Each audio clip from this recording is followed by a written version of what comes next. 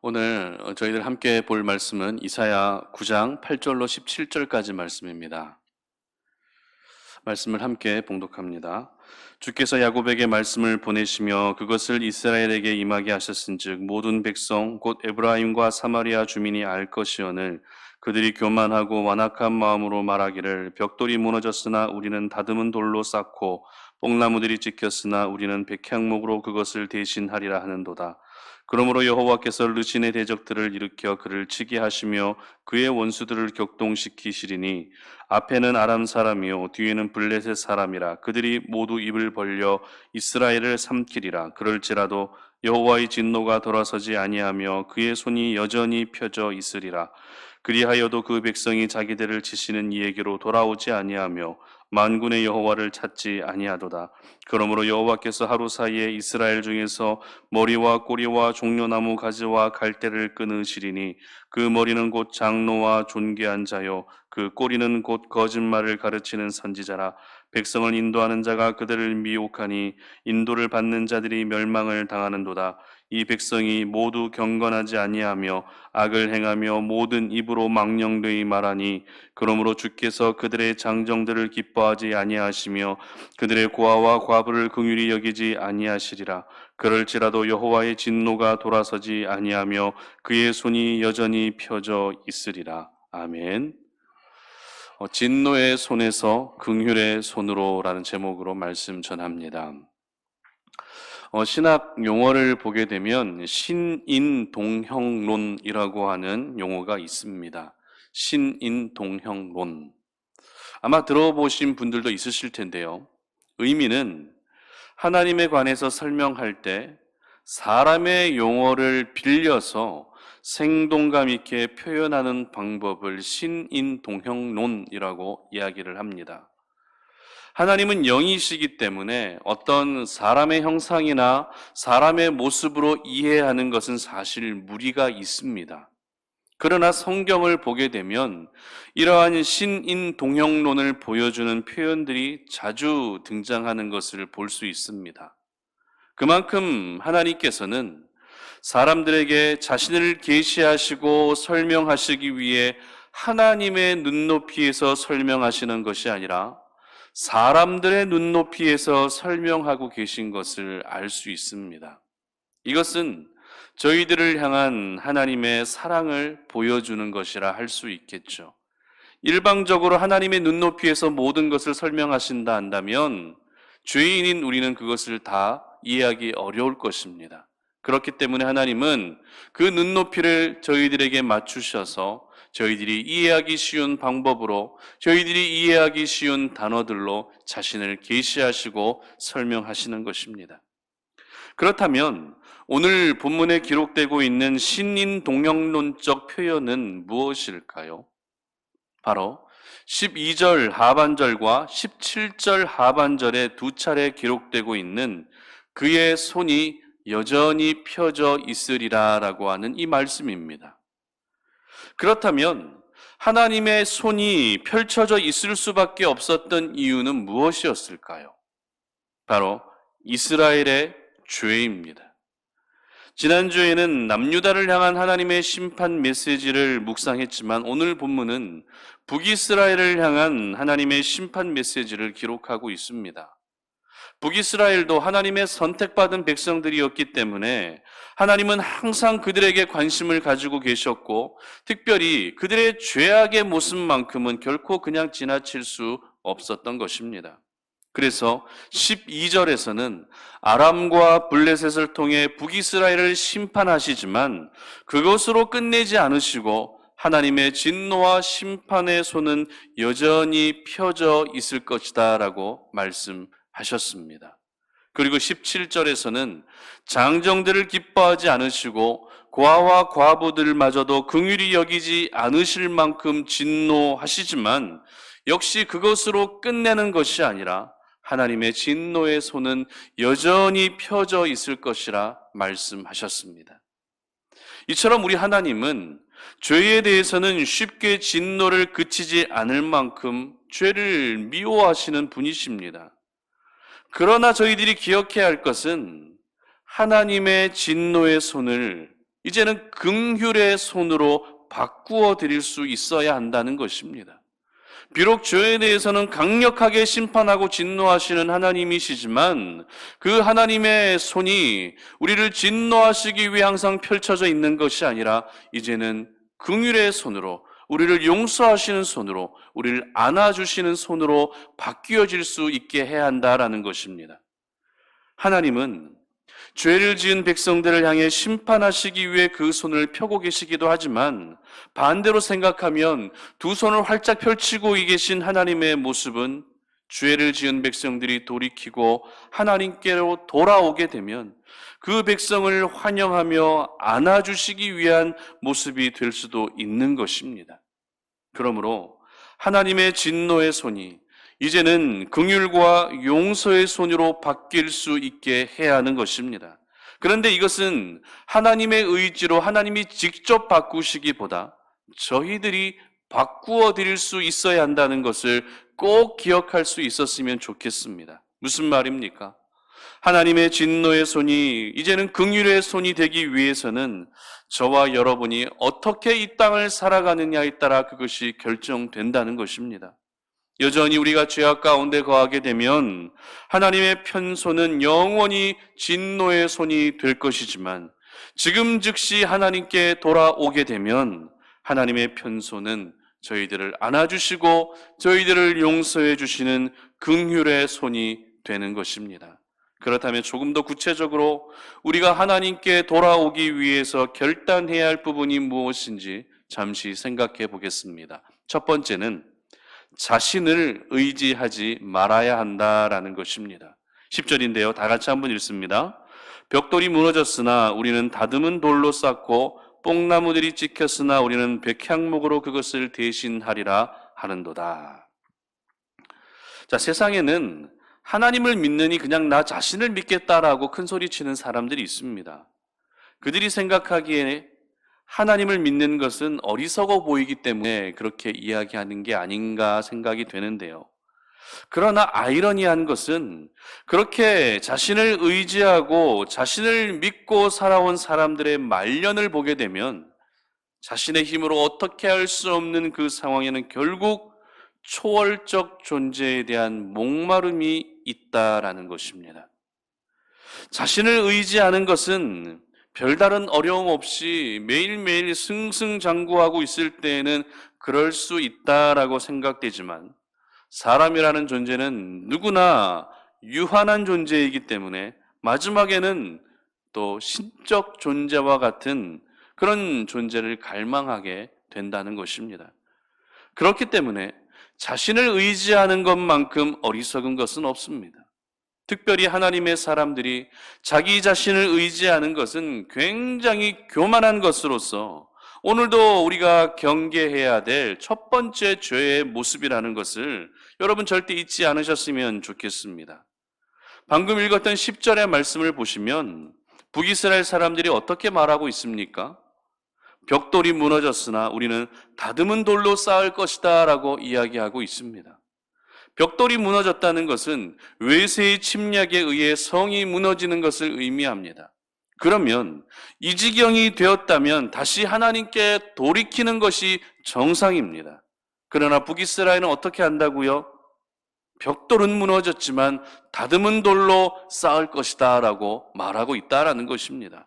여러분, 벽돌과 다듬은 돌의 차이를 알고 계십니까? 벽돌은요, 진흙을 이겨서 적당한 온도의 불에 구워낸 것으로서 일반적인 건축물에 사용된 주재료입니다.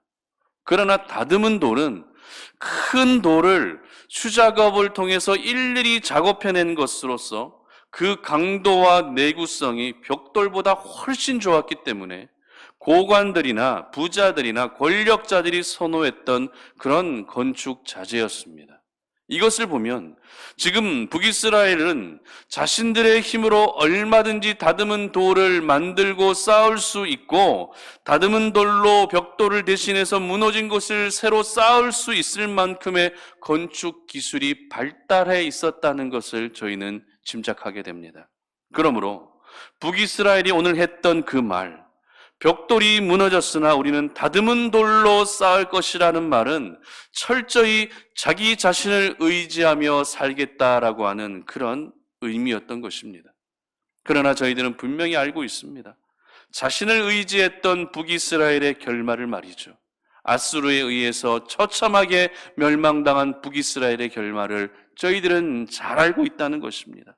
그러므로 오늘 우리가 하나님의 그 진노의 손이 긍휼의 손이 되게 하기 위해서는 자신을 의지하던 모든 모습을 이제는 중단할 수 있어야 하는 것입니다. 자신의 지식을 의지하고 경험을 의지하고 자신이 있는 신분과 지위와 명예를 의지하며 살아가게 되면 그 결말은 북이스라엘의 결말과 다를 게 없습니다. 아무리 뛰어난 사람도, 아무리 많이 가진 사람도, 아무리 높은 지위에 있는 사람이라 할지라도 모든 사람들은 유한한 존재임을 우리가 기억한다면 오늘 저희들은 자신을 의지하던 불신앙의 모습을 내려놓을 수 있어야 한다는 것입니다. 그러므로 오늘 하루 나 자신을 의지하던 모습에서 이제는 하나님을 의지하셔서 하나님의 진노의 손이 긍휼의 손으로 바뀌어질 수 있게 하시기를 바랍니다. 그리고 주님의 품 안에서 가장 안정감 있는 삶을 살아가시는 우리 송탄 오륜의 모든 가족들이 되시기를 주님의 이름으로 축복합니다. 두 번째는 세상을 의지하지 말아야 한다라는 것입니다. 다시 10절 말씀 보시면 벽돌이 무너졌으나 우리는 다듬은 돌로 쌓고 뽕나무들이 찍혔으나 우리는 백향목으로 그것을 대신하리라 하는도다. 자, 북이스라엘 백성들은 이어서 말합니다. 뽕나무들이 찍혔으나 우리는 백향목으로 그것을 대신하리라 라고 말이죠. 여기서 뽕나무와 백향목나무는 서로 반대되는 정반대의 의미를 가지고 있는 나무입니다. 뽕나무는 어떤 나무죠? 이스라엘 땅에서 가장 흔하게 볼 수 있는 나무 중에 하나입니다. 그런 뽕나무가 찍혔다는 것은 앞서 말했던 벽돌이 무너진 것과 같은 의미로 외세에 침략당한 북이스라엘의 모습을 보여주고 있습니다. 거리거리마다 흔하게 볼 수 있었던 뽕나무들이 찍힐 만큼 외세의 공격에 많은 피해를 입은 북이스라엘이었기 때문에 그들이 살기 위해서는 어떻게 해야 한다고요? 하루빨리 하나님께 돌아올 수 있어야 한다는 것이었습니다. 그러나 북이스라엘의 모습은 어떻습니까? 13절의 기록을 보면 그리하여도 그 백성이 자기들을 치시는 이에게로 돌아오지 아니하며 만군의 여호와를 찾지 아니하도다. 이 말씀과 같이 좀처럼 하나님께 돌아오지 않고 있었던 것입니다. 급기야 북이스라엘 백성들은 찍힌 뽕나무 대신 백향목나무를 심겠다는 말을 합니다. 백향목나무가 어떤 나무입니까? 모든 나무의 제왕으로 불려질 만큼 가장 귀한 나무가 백향목나무입니다. 그렇기 때문에 주로 궁전이나 화려한 건축물을 만들 때 사용되었던 재료가 백향목나무였습니다. 그런데 문제는 백향목나무가 이스라엘 땅에서는 거의 보기가 힘들었다는 것입니다. 즉 백향목나무의 원산지는 레바논이었다는 것이죠. 레바논에서 직접 수입해야만 이스라엘 땅에 심을 수 있었던 나무가 백향목나무였습니다. 그렇기 때문에 뽕나무 대신 백향목을 심겠다는 것은 지금 북이스라엘은 레바논과 좋은 외교 관계를 맺고 있다는 것이고 자기들이 원하는 대로 백향목나무를 언제든지 가지고 올 수 있다는 자만심에 의한 모습으로 이런 이야기를 했다라는 것을 저희들은 알게 됩니다. 한마디로 북이스라엘은 레바논이라고 하는 세상을 의지하고 있었던 것입니다. 그러나 세상을 의지하는 북이스라엘을 향해 하나님의 진노의 손이 여전히 펴져 있게 될 것이다 라고 분명히 말씀하고 계십니다. 이처럼 세상을 의지하는 것은 결코 하나님의 긍휼의 손을 경험할 수 없을 뿐만 아니라 오히려 진노의 손만 계속 경험하게 되는 것입니다. 그렇다면 여러분들은 우리 성도님들이 지금 의지하고 있는 세상의 힘은 무엇입니까? 특정 사람들을 의지하고 계시지는 않으십니까? 아니면 여러분 돈을 의지하고 있지는 않으십니까? 여러분, 세상의 모든 것은 하나님의 발 아래에 있다는 것을 반드시 기억하시기를 바랍니다. 아무리 많은 돈이라 할지라도, 아무리 높은 권력이라 할지라도 그 모든 것은 하나님의 발 아래에 있을 뿐입니다. 그러므로 오늘도 하나님의 사람들은 변함없이 하나님만을 의지하며 살 수 있어야 하는 것입니다. 여러분 모두가 지금까지 여러분들이 의지하고 있었던 세상의 모든 것들을 내려놓으시고 이제는 만군의 주 여호와 하나님만을 의지할 수 있기를 바랍니다. 그래서 하나님의 진노의 손이 이제는 긍휼의 손으로 바뀌어지게 되는 은혜를 경험하시기를 주님의 이름으로 축복합니다. 말씀을 맺겠습니다. 하나님의 진노의 손은 가장 두려운 손이지만 하나님의 긍휼의 손은 가장 자비한 자비로운 손입니다. 오늘도 우리 하나님은 저와 여러분에게 가장 친근하게 다가와 주시고자 하시는 분이라는 것을 기억하시기를 바랍니다. 하나님은 오늘도 여러분에게 찾아오셔서 잘못을 지적하시고 그 잘못을 먼저 심판하시는 분이 아니라 어떻게든지 여러분들과 친밀해지기 위해서 다가오시고 어떻게든지 여러분들을 회복시키시기 위해서 친근하게 다가오시는 분이 바로 우리 하나님이십니다. 결코 저희들을 향해 진노의 손을 펼치시는 것이 아니라 긍휼의 손을 펼치셔서 세상 속에서 찢기고 상한 모든 마음을 위로해 주시고 안아주시는 분이 바로 우리 하나님이심을 여러분 기억하시기를 바랍니다.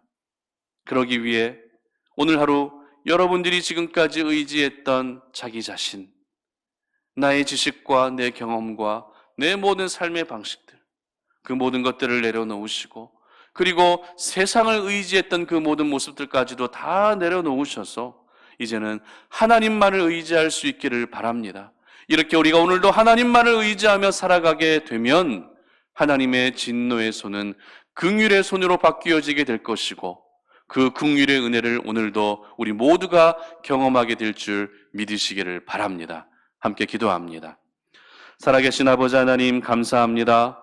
오늘 이 시간 우리가 주의 말씀을 듣고 오늘도 우리가 기도의 자리로 나아갑니다.